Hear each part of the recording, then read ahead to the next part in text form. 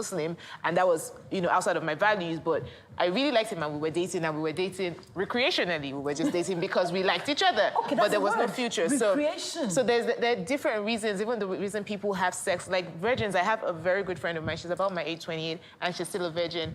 And my friend tells you, once she has kissed a boy, that's it too.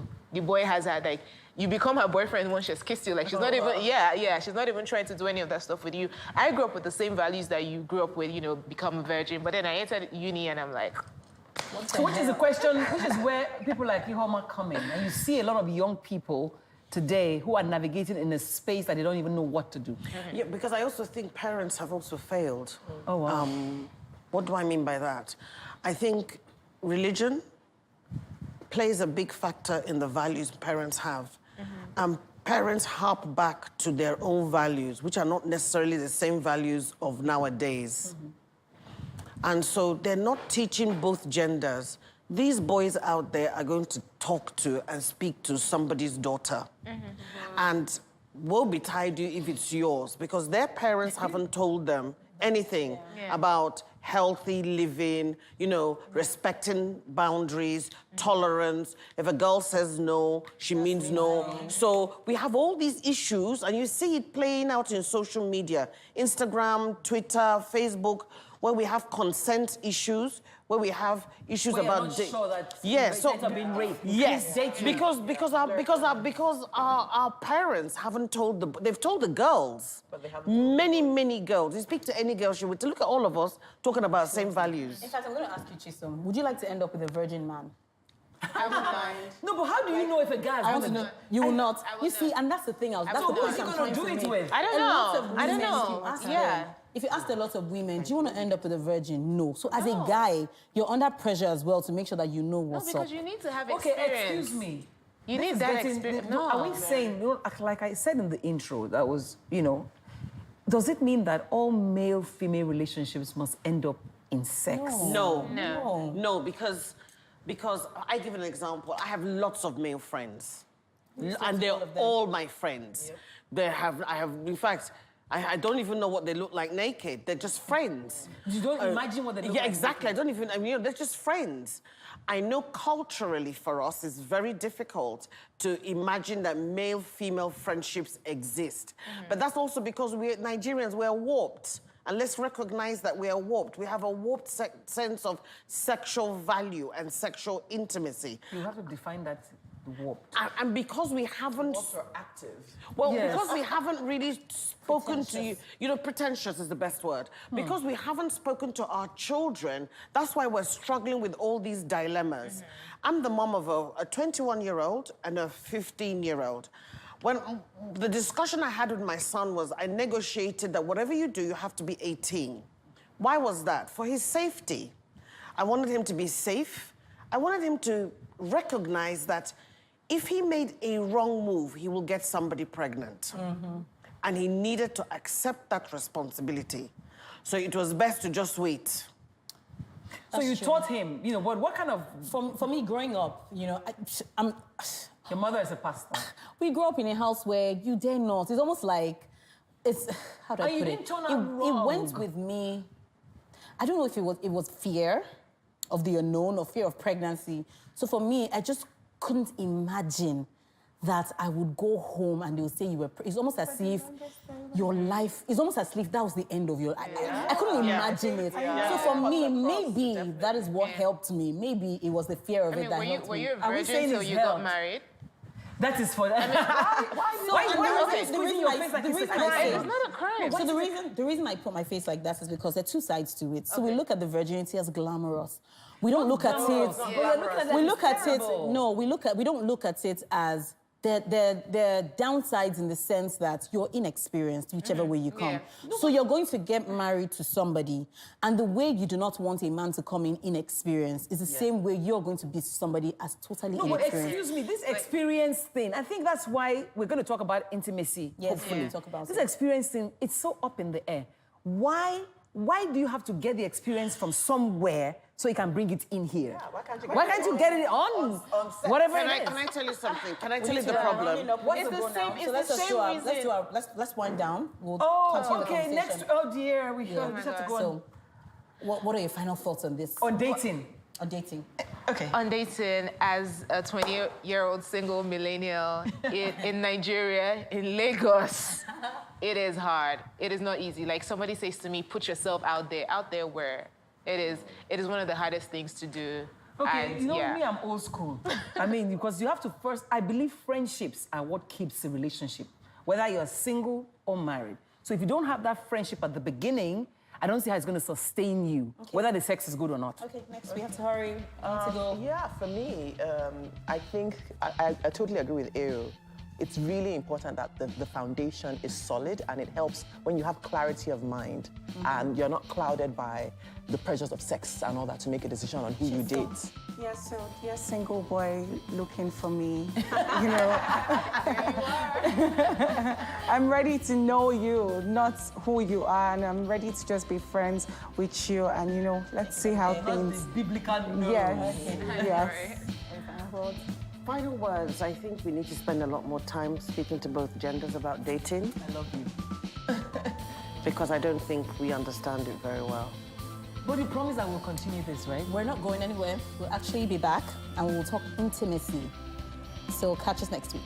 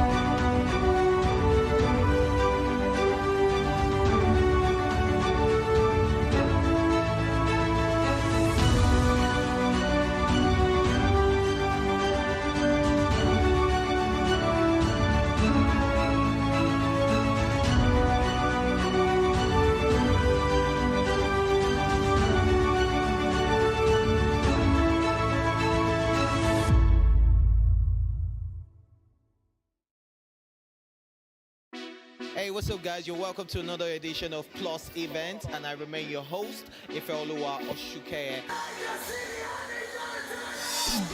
Your absence isn't an excuse anymore, as Plus Events is all you need, as we bring you the glitz, the glamour, and loads of fun.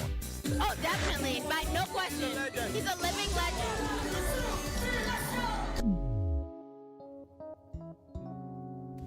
Oh, God forbid, Holy Ghost fire, I know. I just want to be blown away. I want to be wild. This is 11 years of doing it.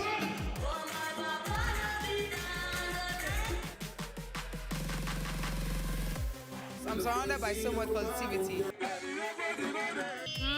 No, it's okay. Yo, what's up, my people? It's your boy Starboy Terry.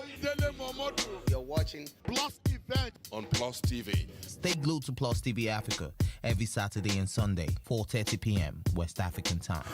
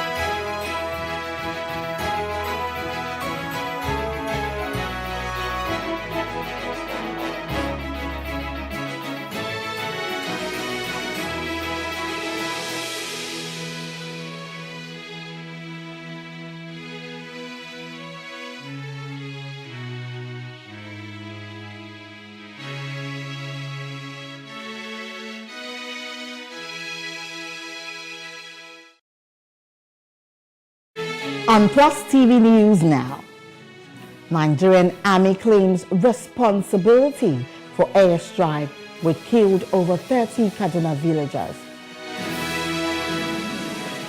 And the federal government says it only sponsored 422 delegates to COP28 summit in Dubai.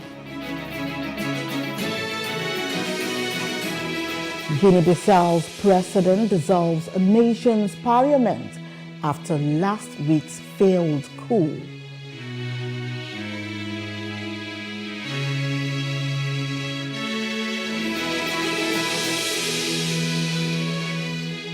Palestinian media says at least 50 killed in Israeli airstrike in North Gaza.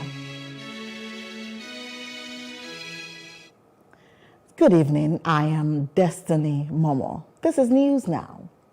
The Nigerian Army has taken responsibility for Sunday's airstrike that left many villagers killed and several others injured at Tudunbiri village in Kaduna State.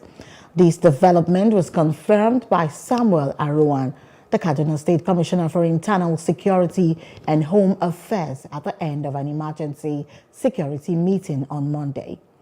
The Kaduna State government convened at an emergency security meeting chaired by Deputy Governor Dr. Hadiza Balarabe to discuss the incident. The incident was unintended and unfortunate as the Nigerian Army troops were on a routine mission against terrorists in the area. Search and rescue operations are still ongoing, and those injured have been rushed to Barau Diko Teaching Hospital for treatment. In the meeting, which was presided by Her Excellency, the Deputy Governor, Dr. Hadiza Sabwa Balarabe, which had in attendance heads of security agencies, religious and traditional leaders, the Nigerian Army explained the circumstances which led to the unfortunate and unintended attack. The GOC 1 Division, Nigerian Army, Major General V.U. Okoro, explained that the Nigerian Army was on a routine mission against terrorists, but unfortunately, some members of the Tudunbiri community were affected. Search and rescue efforts are still ongoing, as dozens of have been evacuated to Barau Diko Teaching Hospital by the government. We've been briefed by the government exactly what happened. And, it's purely incidental. And it was not a deliberate issue, and it's been explained. So we heard what the government said, and the government has apologized on behalf of the security personnel that carried out the exercise. The Nasarawa State Commander of the Nigerian Police Force has arrested one Mr. Habu Yusuf for allegedly raping a 5-year-old girl in Nasarawa Egon local government area of the state. The acting commissioner of police, DCP Shatima Mohammed, made this disclosure in Lafia on Monday while parading 17 other suspects arrested for committing various crimes in the state. He narrated that the suspect, who had previously raped 2 other young girls, was arrested following painstaking efforts by officers of the command. That one Muhammad Sani M. of Gyaraku, Tofa, was tied on both hands and legs, locked in a room where he was starved to death, and he was hurriedly, where his family buried him in a shallow grave without the knowledge of the security agencies, without the knowledge of the police. Upon receipt of the complaint, the suspect was trailed and arrested preliminary investigation revealed that Abu Yusuf has also sexually molested two of his elder brother's children between the ages of 8 and 10.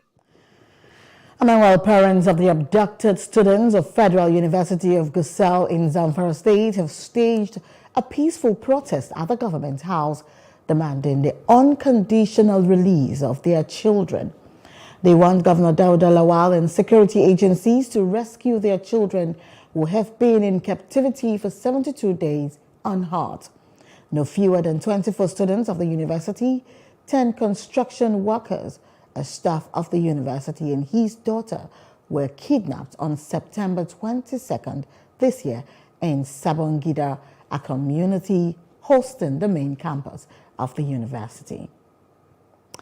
And Kaduna State Peace Commission has cautioned both religious leaders against inflammatory incitement and extremism teachings capable of undermining the peace, unity and security of the state and nation at large.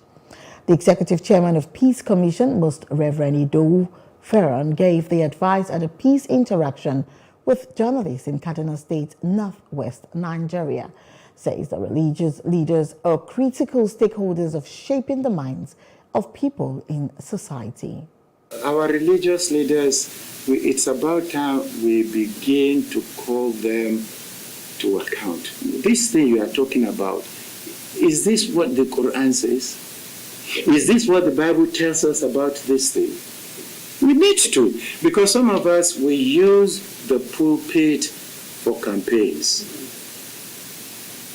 So nobody, because we are all under the law, it is about time we began to expose our religious leaders who are using religion to create division. Permanent Commissioner of the Commission, Khadija Gambo, said extremism and radicalism of religious leaders stir violence against followers of different faiths.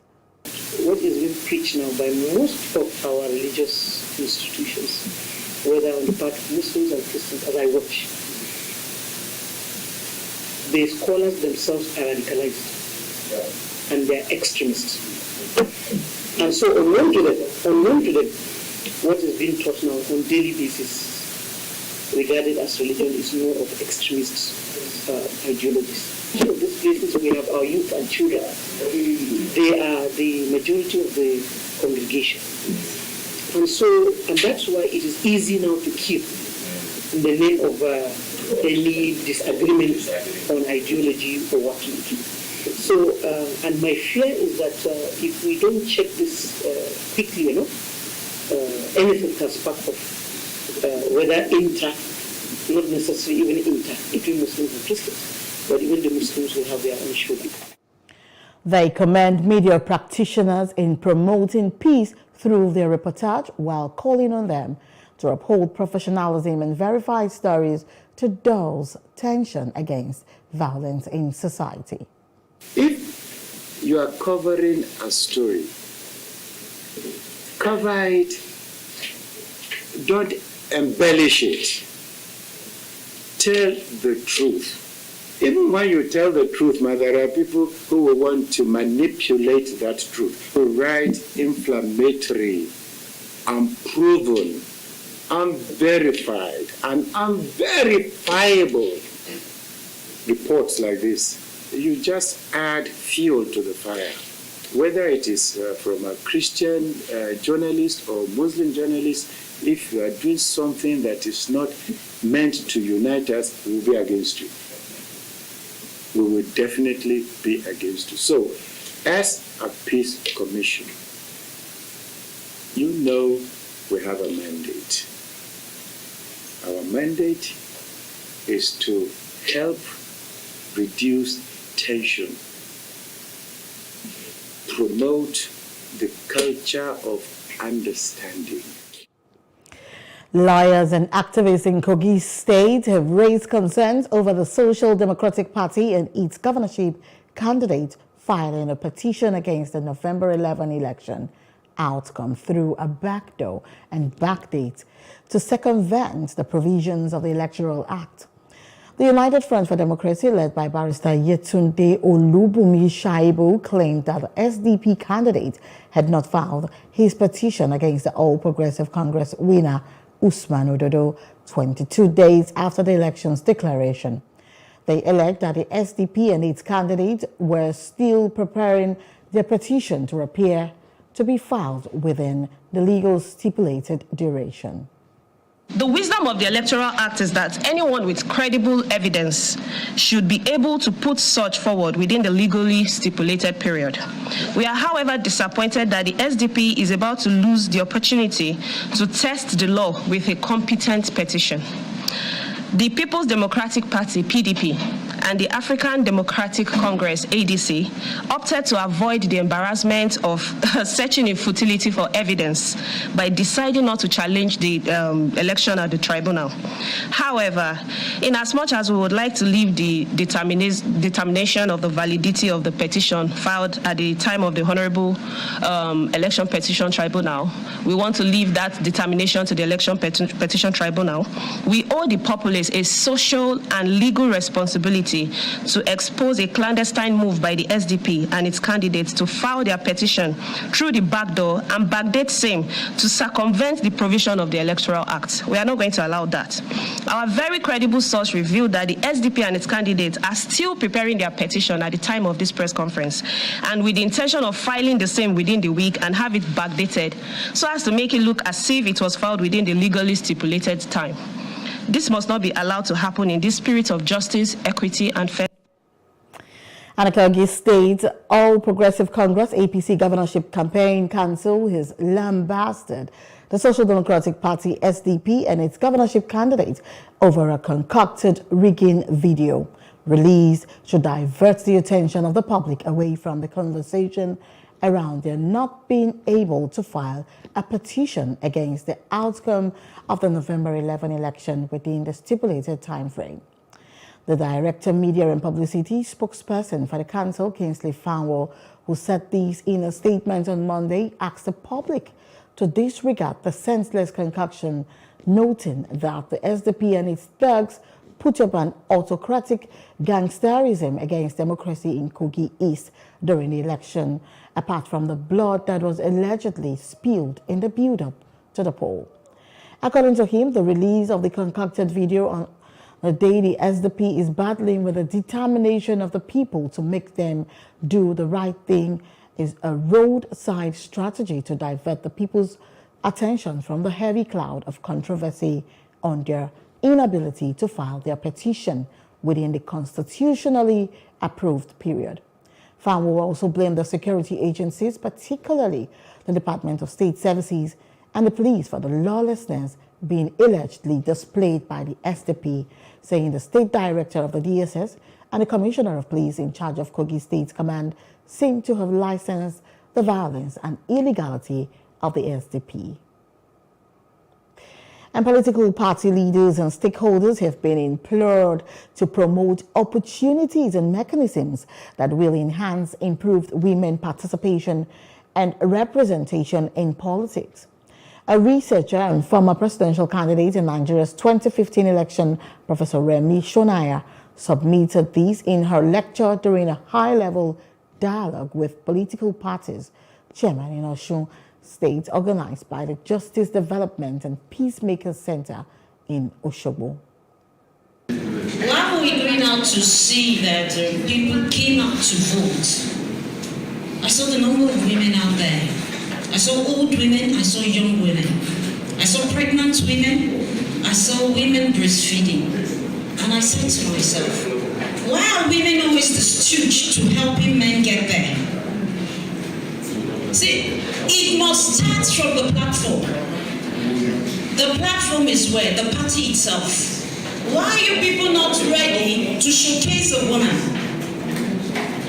If you give the woman the platform, you're telling us here that you're buying us, you're giving us form free. Are you're giving us free form? Yes. And that is all you're doing. After that, are you elevating us? The Nigeria constitution is very weak. That does not make things easy for the women to participate much in politics. We can categorize this in many ways. religious factors is there. All what we are saying in the south is not applicable in the north. You cannot see any northerner put women forward. The world that we are today, when we talk about development agenda, when we talk about partnership, gender has its own role to play. The world of today, you can't exclude women because women are stakeholders in society. And so you begin to see that even the level of gender inclusion is one of the major conditions of partnership today. Osun State cannot be talking about partnership with the global community when it has not even reached the 35% affirmative, gender affirmative action that is required. Meanwhile, criticisms greeted the high number of delegates Nigeria sent to the ongoing conference of the party's COP28 Climate Summit in Dubai, United Arab Emirates, UAE, at a time of austerity that the federal government was urging the citizenry to make more sacrifices.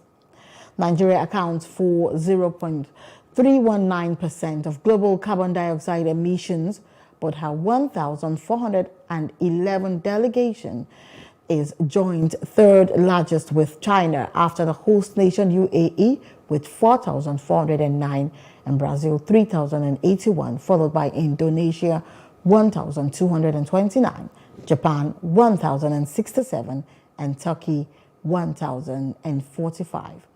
Meanwhile, the federal government funded 422 persons to the ongoing COP28 Climate Summit in Dubai, the United Arab Emirates.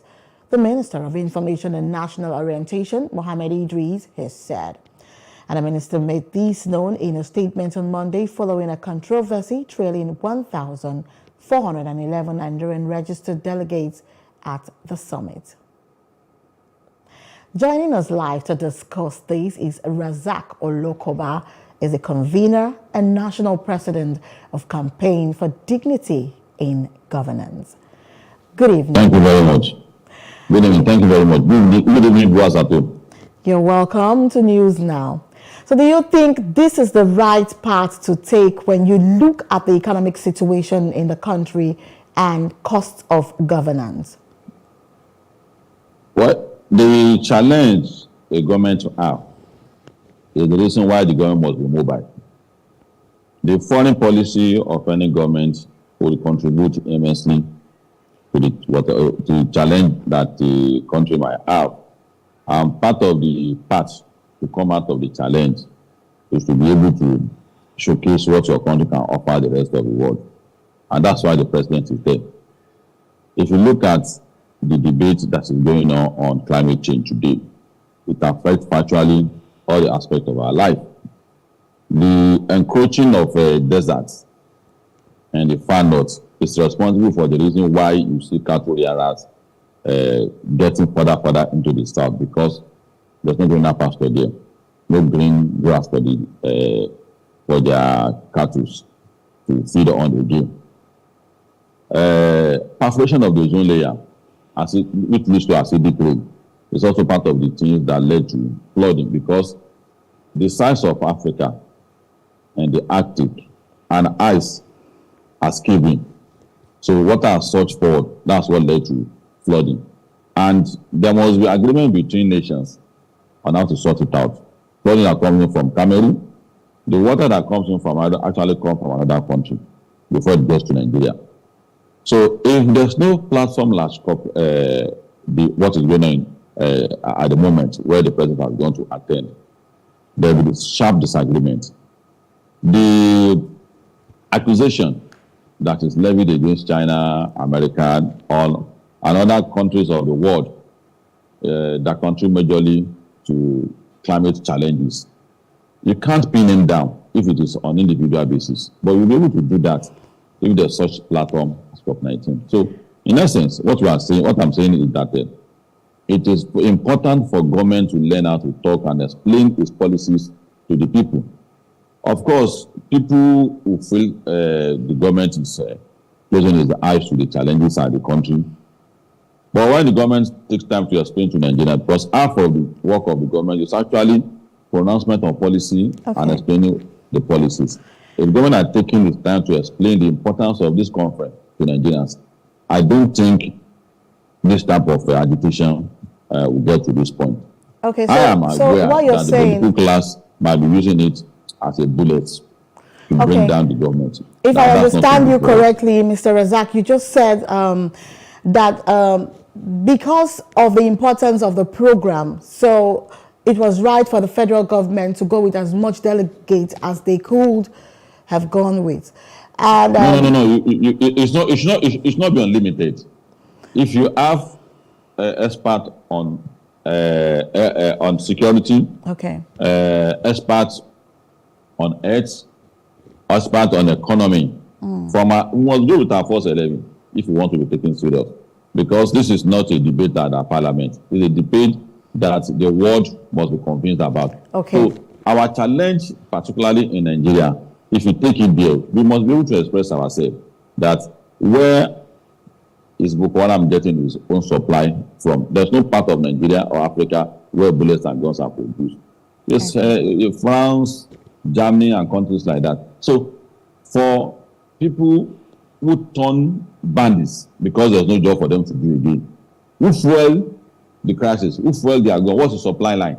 So it is at such conference that we will be able to level all these allegations against the nations that will have suspicion that are supplying them all those armament. So it's important to go with various department and compartment to go there and tell our point. And if you look at what the president has done, he has been able to meet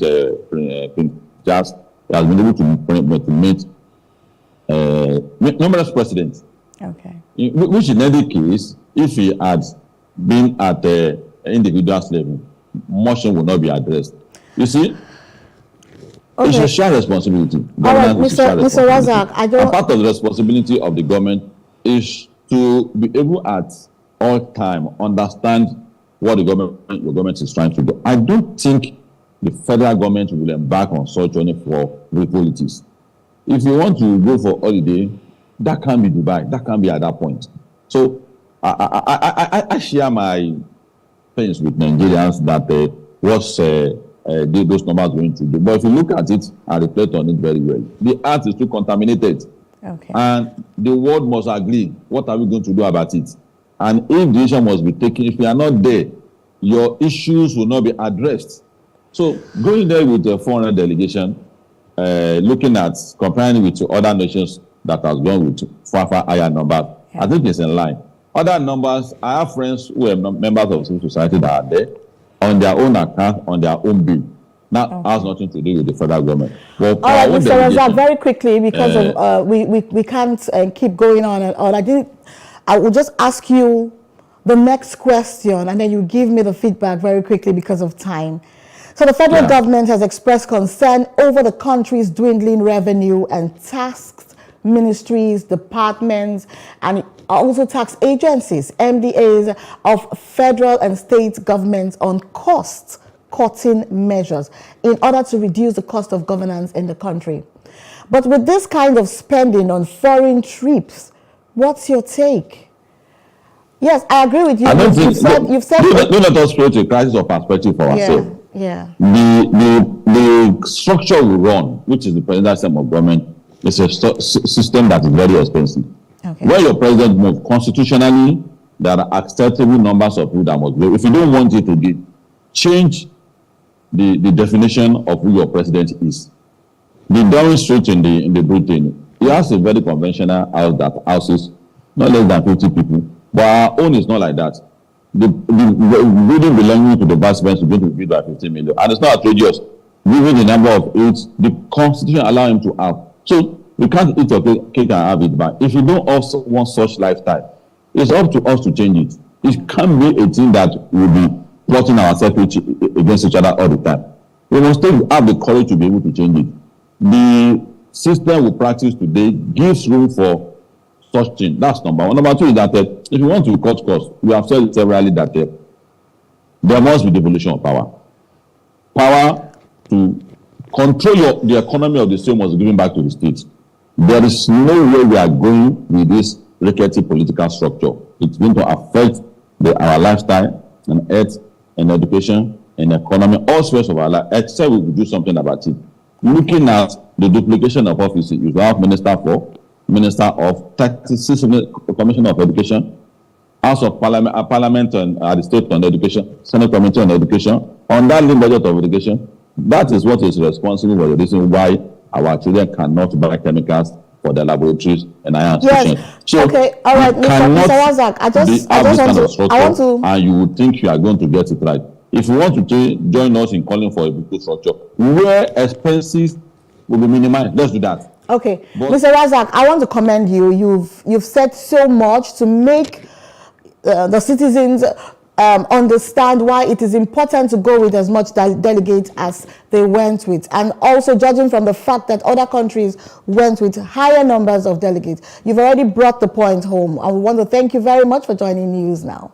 Thank you so much. It's a pleasure being with you. Thank you for having me. Thank you so much. And as the news continues, walking up the ladder for a woman is tough because she needs to prove herself twice as much as a man. And as such, they need to be recognized and celebrated. And those were the words of media executive, Ms. Tonye Halliday, who spoke with Plus TV News shortly after being conferred with the award of Change Maker and Innovation in TV. Correspondent Lovie Kuku-Oyedokun captured the moment and brought back this report.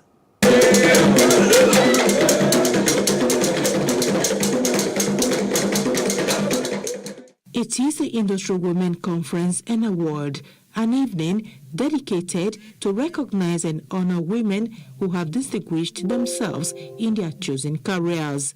From communication, media, manufacturing, technology, health, advertising, marketing, consulting, among others, women of substance were honored. Godi Efosi is the organizer of the Industry Women Conference. He speaks on the selection process. Industry newspaper is selecting 50 women who have done exceedingly well this year in media, health, tech, advertising, sustainability marketing, and what have you. And we also have 10 women over time that have been very consistent in what their chosen field. They've been very vocal. Some of them actually, for the first time, contested election in an industry that no woman has ever dared. Leading the pack of awardees is the Chief Operating Officer of News Central, Ms. Tonye Halliday. She described the industry women as very industrious who need a little bit more in terms of opportunities. She holds strongly that the Nigerian women are doing well, but their impact remain underrated. It is expected that a man walks into a room and he's going to be competent. But a woman, unfortunately, is expected to give 120, 30, sometimes 150, depending on the industry. But then we thank God that women are coming up, and especially in Nigeria, women are being recognized. Ms. Halliday described the recognition as amazing and attributed it to opportunity of where she worked. With an air of fulfillment, Halliday, like other awards recipients, was thankful. I'm really grateful to God and to everyone and the organizers who saw it fit to nominate me. There are a lot of women doing much more than I'm doing in whatever industry they find themselves. They're doing absolutely amazing things in every sector. So I don't know why I was chosen. I'm just very grateful. Every woman who dares to dream and gets up every morning and takes a step towards that dream, keep winning. You're already winning. If you're taking that step, you are winning. Navigating life and navigating your dreams can be easy all the time, but if you take one step at a time, you're winning and you'll get there. You know, when you talk about being a change maker, it's very interesting because it's a catalyst to move things that were going not in the way you wanted it to go. So for you to have been recognized, it's really heartwarming. And it's heartwarming for me, especially because it's in an area that is near and dear to my heart, and it's about empowerment of women. At least 60 women were honored at this year's edition of the Industry Women Conference/Award. Love Ikuku-Oyedokun, Plus TV News. Osun is set to be positioned as one of the leading states in Nigeria in terms of the economy. Chairman Osun Development Association, ODA, Dr. Segun Aino, dropped these hints at a reception held in honor of the leading lights of the state, themed Honor Well Earned. The event, which was held in Lagos, had government functionaries, captains of industries, and the Comptroller General of the Nigerian Customs Service, Adewale Adeniyi, among others, in attendance. Our correspondent Paul George was there. Notable indigents of Osun are gathered in this hall. Their agenda is to fraternize and collaborate to ensure development of Osun State, as well as to honor accomplished sons and daughters. Top on the list of the honorees are the immediate past governor of Osun State, Gboyega Oyetola, the Chief of Army Staff, Lieutenant General Taurid Abiodun Lagbaja, and the Comptroller General, Nigeria Customs Service, Adewale Adeniyi. The chairman of the Osun Development Association, Dr. Segun Aino, speaks on the impact of the group towards the development of the state. It's been a wonderful experience being a member of this organization, and also now had the opportunity since 2017 to be the chairman, and we have seen the relevance, the impact over the years. We work with all governments, given the caliber of people that the Osun State has and the kind of turnaround that we can have in Osun. Towards positioning is as one of the leading, if not the number one state in terms of economic development in Nigeria. One of the icons from the state, former Minister of Foreign Affairs, Professor Bolaji Akiyemi, commends the association for its achievement. He expresses joy for being a part of the organization. In the same vein, the Comptroller General, Nigeria Customs Service, Adewale Adeniyi, while commending the ODA for honoring him, says he is aware of the responsibility of leadership. He promises to continue to uphold the values of the group. I admire the values of ODA. I admire their vision for Osun State. The transition from the old generation to the young generation assures me that ODA is going to be going places. Thank you for giving us an opportunity to honor you. In honoring you, we are honoring ourselves. We know about the very heavy responsibility, the great expectations, the burden of leadership. Practically, we carry the aspiration and the hopes of Nigeria. So it's a very, very big responsibility, and hope that God will it also be able to discharge this responsibility. Other honorees are also hopeful that the association can help drive development in the state. I think that technology is going to be key to unlocking the potential of the state. We all now know that oil is no longer the greatest thing to come out of Nigeria, but actually it's talent. ODA will play a key role in this through our role with the Innovation and Tech Committee. One of the things we've launched recently is the Scribe Initiative, where we're looking to empower 50,000 Osun State indigenes over the next 7 years with digital skills to be able to make impact across the world. Elated being part of this development organization, it provides a platform to give back to the society and contribute meaningfully to development, especially when you talk of the youths, which segment which I belong to. It's an opportunity to encourage them, motivate them, and groom the leaders of tomorrow with a view to developing and building a better and bigger society in Nigeria that we all look forward to. The Osun Development Association, ODA, is an assembly of non-partisan Osun State elders, thought leaders, technocrats, and professionals. Paul George, Plus TV News.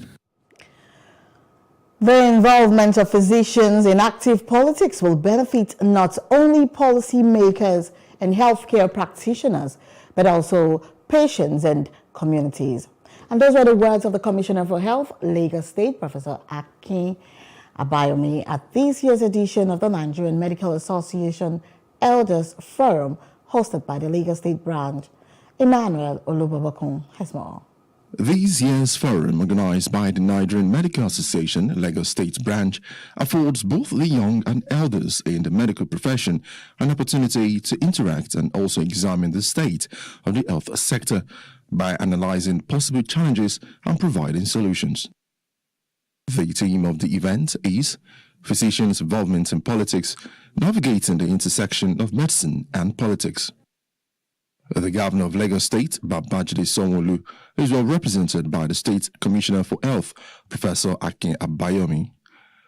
He said physicians, as highly respected and educated individuals, play a crucial role in community leadership, and by activism, they can help secure elected physician-friendly politicians to the agenda of medicine in the country. I'm a physician, and I stepped into the den of politics. You know, it was a very interesting phenomenon for me to go from academia, private sector, and step into politics. But as they say, if you're not at the table, then you're not in a position to make policy and to impact. And I encourage all the doctors in Nigeria to start thinking about being involved in governance and being involved in politics, because in that position, you can make a tremendous impact. In his welcome address, the chairman of the Nigerian Medical Association Lagos State Chapter, Dr. Benjamin Olojebutu, said physicians' involvement in politics, both in state and national representation, is essential for achieving priority goals. When physicians step into the political arena, they bring a wealth of expertise and first-hand knowledge of the challenges plaguing our healthcare system. This insider perspective empowers them to champion policies that are not only rooted in evidence-based practice. Among the elders at the event was a 90-year-old retired medical practitioner who is still a consultant, Dr. Grace Braithwaite.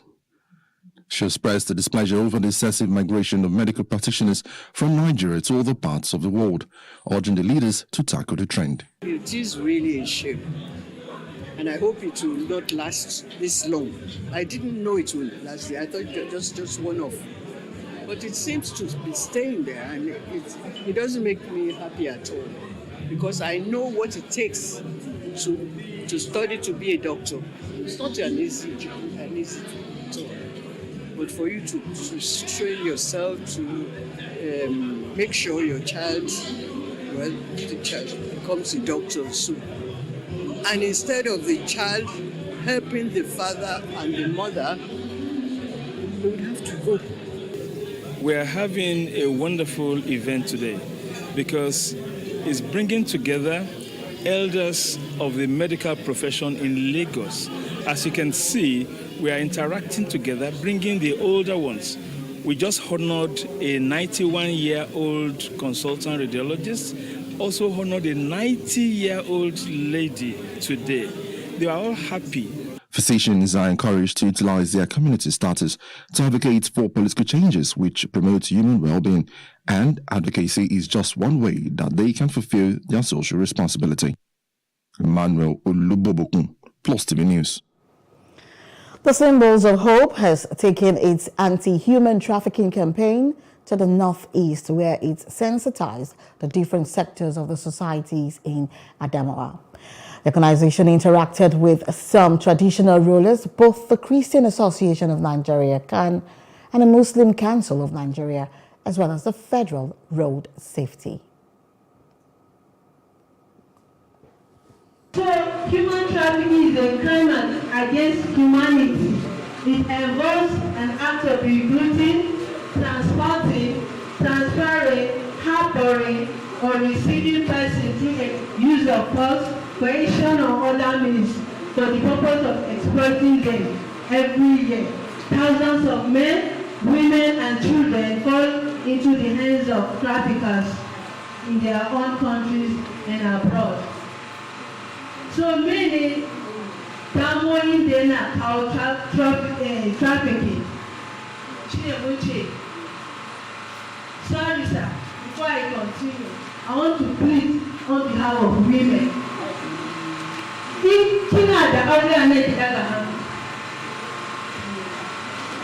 Just one person, sir, is not fair. Yes, sir. This is gender equality. We're supposed to have married women. We need to know all these things. Please, sir, I'm begging. Next time. Thank you. So what are the problems of trafficking? One, harsh economic condition. Like now, we have harsh economic condition in this country. Akwai wuyan samun wayarsu. So all these things yana iya kawo trafficking. Ba kuɗi iyaye can decide to say, a'a, kai da shi ke kai ne babba, ka je ka nemo mana kuɗi mana. Still ahead, Tanzania flood deaths rise to 57.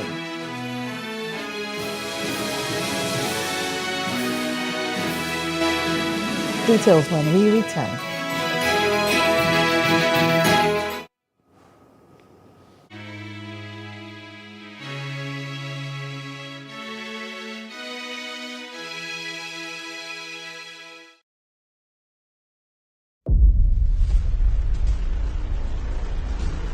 Shiloh is a mountain of taking delivery of our hanging inheritance. There are things about your life and my life that will never have an answer except at Shiloh.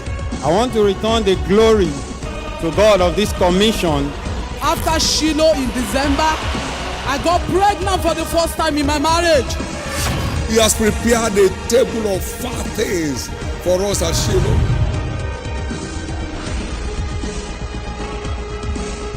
This Shiloh shall be your Shiloh in every sense of the word.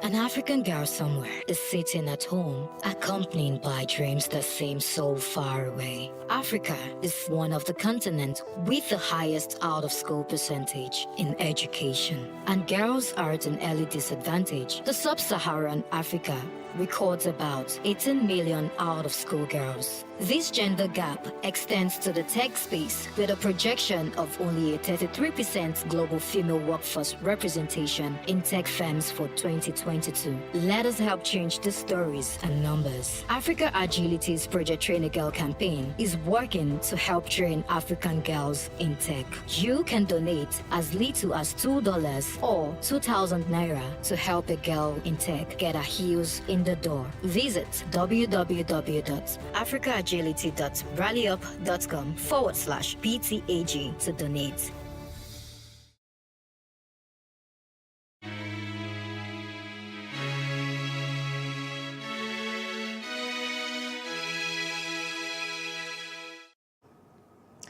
And I'm moving on to other parts of Africa. Guinea-Bissau's President Umaro Sissoco Embalo has declared the parliament dissolved following an attempted coup.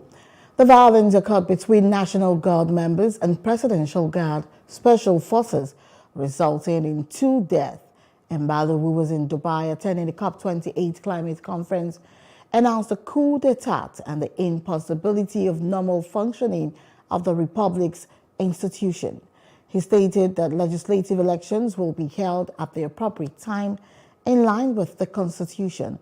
Guinea-Bissau has experienced several coups since gaining independence in 1974. Embalo was elected in December 2019 and survived the coup attempt in February 2022. And the Malian army claimed on Sunday to have repelled 4 terrorist attacks in 4 localities in the north of the country, including one in the town of Menaka, surrounded by Islamic State jihadists. The relay antenna of the Orange Mali telephone operator in